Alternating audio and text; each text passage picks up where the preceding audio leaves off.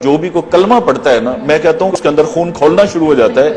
قرآن غلط، حدیث غلط، توہین رسالت، توہین صحابہ، قائد اعظم علامہ اقبال، سر سید احمد خان اور کشمیر، اس میں ایسے الفاظ ہیں جس پہ اللہ معاف کرے پورے پاکستان میں، اس لیے میں کتابیں دکھا نہیں رہا، آگ لگ سکتی ہے۔ حضور اکرم صلی اللہ علیہ وسلم کے بارے میں انتہائی وہ جو الفاظ ہیں وہ 295 سی لگتی ہے، سیدھی سیدھی۔ توہین صحابہ اس میں درج ہے۔ کتاب کے اندر لکھا ہوا ہے، ہماری انگلش کی کتاب، اور یہ میٹرک لیول پہ بچیوں کو پڑھائی جا رہی ہے، اس میں ایک ہاسٹل کی سٹوری ہے، لڑکیوں کا ہاسٹل ہے، وہ لکھا ہوا ہے کہ لڑکیوں نے انڈریسڈ، یعنی انہوں نے کپڑے اتار دیے، اور کپڑے اتارنے کے بعد دو لڑکیاں جو ہیں وہ ایک بیڈ میں سو گئیں، اور ایک لڑکی سے کپڑے نہیں اتارے جا رہے تھے، اس کی فلان لڑکی نے مدد کی، اور پھر وہ دونوں بھی ایک بیڈ میں سو گئیں، اور پھر 10 منٹ کے بعد لائٹیں بند ہو گئی۔ میری نوکری جاتی ہے تو جائے، جو مرضی ہو جائے، قرآن حدیث پہ کوئی کمپرومائز کسی طرح کام نہیں کریں گے۔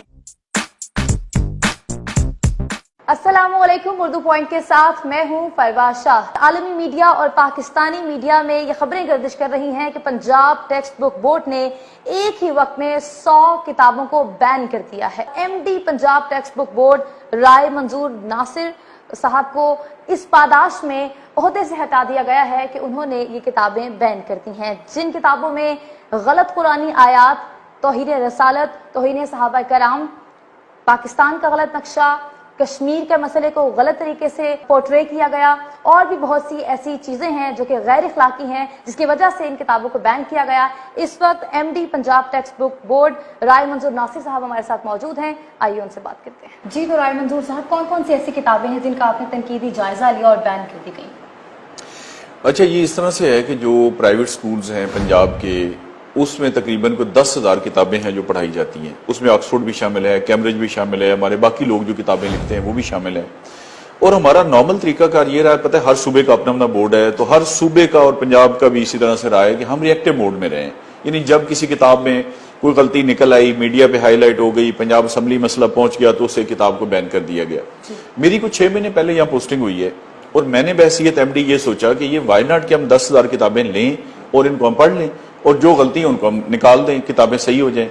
اچھا، میرا اندازہ ہی نہیں تھا کہ اس قدر غلطیاں اس میں ہو سکتی ہیں، تو ہم نے 10,000 کتابیں لیں، ایکسپرٹس ہمارے پاس آلریڈی موجود تھے، وہ 3-4 سال سے فارغ بیٹھے ہوئے تھے، اس کی میں نے کمیٹیز بنا کے سبجیکٹ اسپیشلسٹ کو کر کے، پھر 1-2 ٹیئرز کریٹ کر کے، پھر فائنلی میں نے خود یہ کتابیں دیکھی ہیں، تو اس طرح سے 100 کتاب ہم نے بین کی ہے۔ اب جو آپ کا سوال ہے کہ ان میں تھا کیا، آپ اندازہ نہیں کر سکتی کہ ان میں کیا کیا تھا۔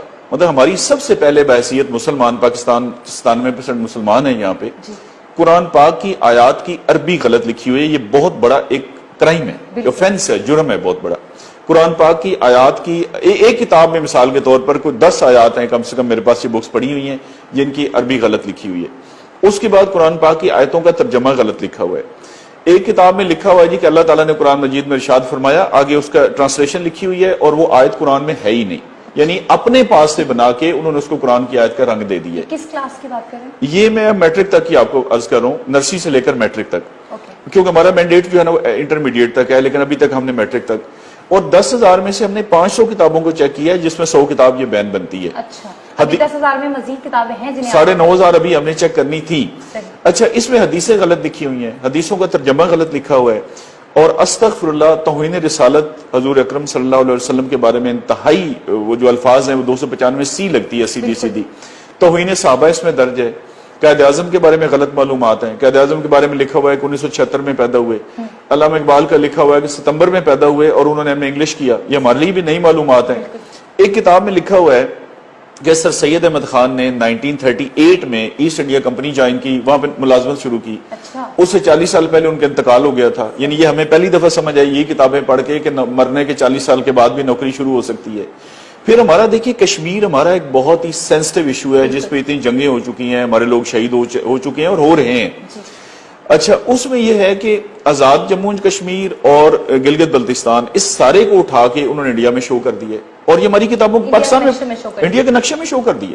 یعنی اب بچہ یہ سوچتا ہے کہ جب یہ انڈیا کا حصہ ہے تو ہم اس پہ لڑائی کیوں کر رہے ہیں۔ یہ ایک ایسی کتاب ہے جی، سرمایہ اردو، کہ آپ حیران ہو جائیں گے اس کو دیکھ کر، کہ ایک تو کہتا ہے پاکستان کے 5 صوبے ہیں، جبکہ آئین پاکستان میں لکھا ہوا ہے کہ 4 صوبے ہیں، اور یہ بے شمار کتابوں نے یہی نقل پہ نقل ماری ہے کہ 5 صوبے ہیں، غلط ہے۔ اچھا، دوسرا یہ کہتا ہے کہ سری نگر یہاں پہ، اور سری نگر کے بعد آزاد جموں کشمیر آتا ہے۔ آزاد جموں کشمیر تو ہمارا جڑا ہوا ہے پاکستان کے ساتھ، ٹھیک ہے نا، پاکستانی علاقوں کے ساتھ، اور اس کے بعد سری نگر ہے۔ یعنی اس نے پتہ نہیں یہ کہاں سے نقشہ لیا اور بالکل غلط نقشہ چھاپ دیا. یعنی کوئی ایسی چیز انہوں نے چھوڑی نہیں. باقی جو معلومات ہیں وہ بھی مثال کے طور پر کوئی 22 سال پرانی, کوئی 20 سال پرانی. آکسفورڈ کی بکس میں لکھا ہوا ہے پاکستانی تو چھوڑ دینا, یہ تو ایک صحیفہ سمجھا جاتا ہے کہ پوری دنیا میں ان کا چل رہا ہے تو بالکل ٹھیک ہوگا. اس میں لکھا ہوا ہے کہ ہماری آخری مردم شماری 1998 میں ہوئی, آپ کو پتا ہے وہ 2017 میں ہوئی.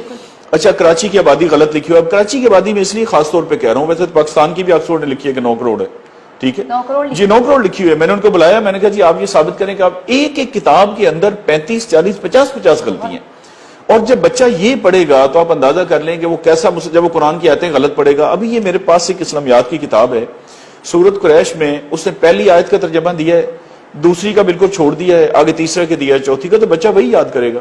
یہ پہلی جو کتاب میرے پاس یہ پڑھی ہے, سورۃ فاتحہ کا ترجمہ غلط دیا ہوا ہے. دیکھیں کہ سورۃ فاتحہ کی ٹرانسلیشن ہے اور یہ ولدالین, اور یہ ہے کہ اس کا ترجمہ یہاں ختم ہو گیا نہ ہی گمراہوں کا. آگے اس نے بغیر کسی وجہ کے یہ 2.5 لائنیں جو ہے نا سورۃ اخلاص کی دے دی ہیں. اب بچے, یہ تو میں نے نیلی لکیر خود لگائی ہے, بچہ کیسے فرق جان سکتا ہے کہ یہ ترجمہ یہاں ختم ہو گیا ہے؟ یعنی کسی نے اس کو چیک ہی نہیں کیا. ایک کتاب کے اندر لکھا ہوا ہے, یہ آکسفورڈ کی کتاب, ہمارے بچے بچیاں ماشاءاللہ جو ہم بڑی بھاری فیسیں ادا کر کے انگریزی اسکولوں میں بھیجتے ہیں اور پک ڈراپ دے کے ہم سمجھتے ہیں کہ 1 لاکھ 1.5 لاکھ روپے خرچ کیا ہے تو بڑا اچھا مسلمان تیار ہو رہا ہے. کتاب کے اندر لکھا ہوا ہے, ہماری انگلش کی کتاب, اور یہ میٹرک لیول پہ بچیوں کو پڑھائی جا رہی ہے.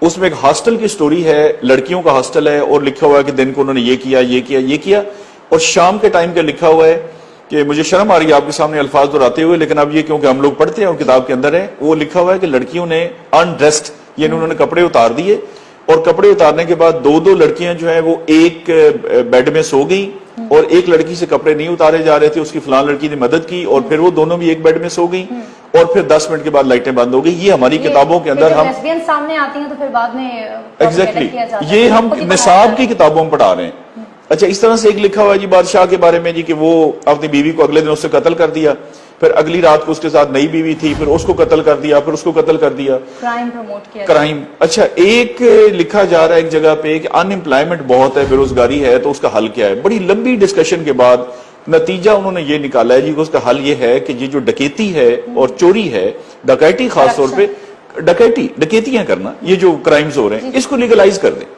اس کو جائز قرار دے دیں, اور اس کا کوئی حل نہیں ہے. اب یہ مواد ہوگا تو آپ مجھے بتائیں کہ ان کو بین کرنا چاہیے یا ان کو گولڈ میڈل دینا چاہیے؟ اسے تو بین ہی کرنا چاہیے, جس طرح سے آپ بتا رہی ہیں, طور پہ ہم دیکھیں گے بھی, اور بکس میں ظاہری سی بات ہے آپ نے وہ اس کی نشاندہی بھی کی ہوگی. لیکن میں یہاں پر آپ سے یہ سوال پوچھنا چاہتی ہوں کہ آپ کو ماشاءاللہ اتنے سال ہو گئے ہیں, آپ سروس میں ہیں, کیا وجہ ہے کہ 6 مہینے 4 مہینے 5 مہینے سے زیادہ آپ ٹکتے نہیں ہیں؟ ہاں وہ میں اس لیے نہیں ٹکتا کہ دیکھیں نا, سسٹم جو مجھ سے کرانا چاہتا ہے وہ میں نے نہیں کرنا, اور جو میں کرنا چاہتا ہوں سسٹم اس کی اجازت نہیں دیتا. تو یہ سسٹم اور میری لڑائی ہے, اور یہ آخری دم تک چلنی ہے انشاءاللہ تعالیٰ. دیکھیں نا یہ کربلا سے بھی پہلے کی کہانی ہے کہ حق اور نا حق. اچھا ابھی یہ ہے, میں آپ کو عرض کرتا ہوں کہ یہ وہ کام ہے جو میں نے کیا ہے جس کے مجھے پیسے ملتے ہیں, مجھے تنخواہ ملتی ہے بحیثیت ایم ڈی کہ میں یہ کام کروں. اچھا نہیں کیا اتنے عرصہ کسی بورڈ نے بھی نہیں کیا تو حالات ٹھیک رہے ہیں, میں نے کیا, اور یہ تو ابھی تقریباً 2000 کتاب اور بین ہونی تھی اگر میری ٹرانسفر نہ ہوتی. ابھی آپ کہہ رہے ہیں کہ 9,500 اور کتابیں ہیں جو پڑھی ہیں. کیا آپ کو کالز آئیں, کوئی پریشرائز کیا گیا, فورس کیا گیا آپ کے تبادلے؟ اچھا پریشرائز کرنے کے دیکھیں بڑے طریقے ہوتے ہیں, ایسے ڈائریکٹ کالز نہیں آتی. اب وہ کلچر بدل گیا ہے نا, دیکھیں نا یہ کوئی زمینوں کا قبضہ تو نہیں نا, بندوقیں لے کے وہ آ جائیں اور ادھر شام چلے جائیں. یہ بڑے سافٹ طریقے اب داخل ہو گئے. مطلب مجھے ایک کلیگ کے ذریعے کلوایا گیا کہ جی ایک بڑی پارٹی کا, جی ان سے تو بگاڑنے کا فائدہ کوئی نہیں, لوگ ان سے دیکھیں جی اتنے لاکھوں روپے کا بینیفٹ لیتے ہیں. ہمارے کلیگ کی مثال دی گئی کہ دیکھیں اتنے لاکھ روپے پہ وہ ڈیپوٹیشن پہ گیا ہوا ہے. تو میں نے انہیں بتایا, میں نے کہا ایشو یہ ہے کہ مجھے ان پیسوں کی ضرورت نہیں ہے, کیونکہ جتنی میری ضرورت ہے, ضرورتیں ہی ہم نے اپنی لمیٹڈ رکھی ہیں الحمدللہ, اس سے اللہ تعالیٰ نے کئی گنا زیادہ حق حلال کا پیسہ دیا ہے. اچھا اس طرح کے یہ ہوتے ہیں. اور دوسرا یہ ہے کہ سفارش جس کو لوگوں نے کرنی ہوتی ہے وہ پہلے ہی پتہ ہوتا ہے کہ بندہ کون ہے. مطلب میں نے یہاں سے کوئی 10 ڈائریکٹرز اور ڈپٹی ڈائریکٹرز کو نکالا ہے, مجھے کسی نے کوئی فون نہیں کیا. انہوں نے یہی سمجھا ہوگا یہ انرجی ویسٹ کرنے والی بات ہے, لیکن اس کا رد عمل پھر وہی ہے کہ آخر میں ٹرانسفر ہو جاتی ہے, جہاں بھی ہوتے ہیں. کوئی بات نہیں. میرا گورنمنٹ سے جو شدید ترین شکوہ ہے اور احتجاج ہے اس پہ, وہ یہ ہے کہ مجھے سنے بغیر انہوں نے ٹرانسفر کیا ہے. ایسے ٹرانسفر ہونے سے کوئی نہیں, مجھے شہباز شریف نے بھی 8 دفعہ OSD کیا تھا. آپ دیکھیں میری صحت بالکل ٹھیک ٹھاک ہے الحمدللہ, شہباز شریف سے تو آج بھی بہتر ہے. میرا صرف اس گورنمنٹ سے یہ ہے کہ اگر آپ کو کسی بندے کے خلاف کوئی شکایت ہے تو آپ کا فرض ہے، اور یہ قانون کی فنڈامنٹلز ہیں، انصاف کا بنیادی تقاضا جسے ہم کہتے ہیں، وہ بے شک نائب قاصد ہے، وہ ریڈی والا ہے، اس کو موقع دیا جاتا ہے کہ آپ اپنا موقف بتائیں۔ چاہیے یہ تھا کہ کوئی ٹاپ لیول پہ بندہ مجھے بلاتا، یہ 100 کی 100 کتاب میں لے کے جاتا، اور جو بھی کوئی کلمہ پڑھتا ہے نا، میں کہتا ہوں کہ اس کے اندر خون کھولنا شروع ہو جاتا ہے۔ قرآن غلط، حدیث غلط، توہین رسالت، توہین صحابہ، قائد اعظم علامہ اقبال، سر سید احمد خان اور کشمیر، مجھے بتائیں اس کے علاوہ ہمارے پاس اور ہے کیا؟ یہی تو وہ کور چیزیں ہیں، کور چیزیں پر پاکستان چل رہا ہے اور پاکستان قائم و دائم ہے۔ اگر دیکھیں نا، اتنی بڑی بات پہ بھی گورنمنٹ کسی کا موقف سننا پسند نہیں کرتی تو مجھے نہیں سمجھ آتی کہ پھر وہ کیا کاروبار کرتے ہیں، کوئی ایسی مصروفیت ان کی ہے کہ وہ کسی کو سننا ہی پسند نہیں کر رہے۔ تو کیا فورن لابی کہا جا سکتا ہے اسے، جس کی وجہ سے نہیں، یہ لابی ہر جگہ دیکھیں نا، آکسفورڈ اس لیے ہے کہ آکسفورڈ کا ایک نام بڑا ہے، اور ظاہر ہے اب دوسرا دیکھیں نا، یہ کتاب ہے مثلا ہال مارک پبلیکیشنز، تو یہ پہلی دفعہ آپ نے بھی سنا ہوگا، میں نے بھی، ان کا ایک تو نام زیادہ مشہور ہے، دوسرا ان کی 14 کتابیں ان کی بین ہوئی ہیں، اور ظاہر ان کا انٹرنیشنل برانڈ ہے، اور یہ پہلی دفعہ پوری ورلڈ میں ہوا ہے کہ ان کی کتاب کو کسی نے چیلنج کیا ہے، اور میں نے ان کے سامنے کتابیں رکھ کے ڈسکس کیا ہے۔ میں نے کہا جی آپ اس کو جسٹیفائی کریں، یعنی ان کی 3 کتابیں ایسے میں نے کھولی، میں نے کہا اس میں آپ بتاتے ہیں کہ ایک خاص چیز کی لمبائی 500 کلومیٹر ہے، اگلے میں لکھتے ہیں 700 ہے، اگلے میں لکھتے ہیں 800 ہے۔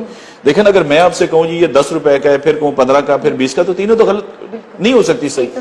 اچھا، ان کے پاس کوئی جواب نہیں تھا۔ میں نے کہا بتا دیں یہ مردم شماری کیسے آپ نے آبادی 9 کروڑ دکھا دی ہے؟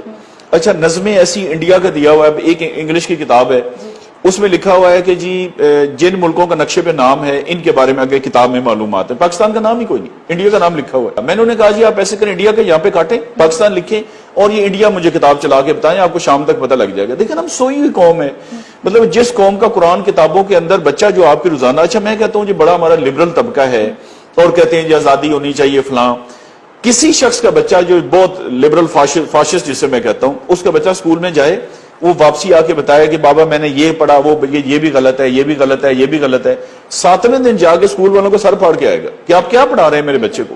اچھا یہ تو دیکھیں نا، ایک ایلیٹ کلاس ہے جن کے پاس ٹائم کو نہیں ہے بچوں کے لیے، وہ سمجھتے ہیں کہ 2 2.5 لاکھ 1.5 لاکھ لگا دینا، یہ پک ڈراپ اور باری فیس کافی ہے۔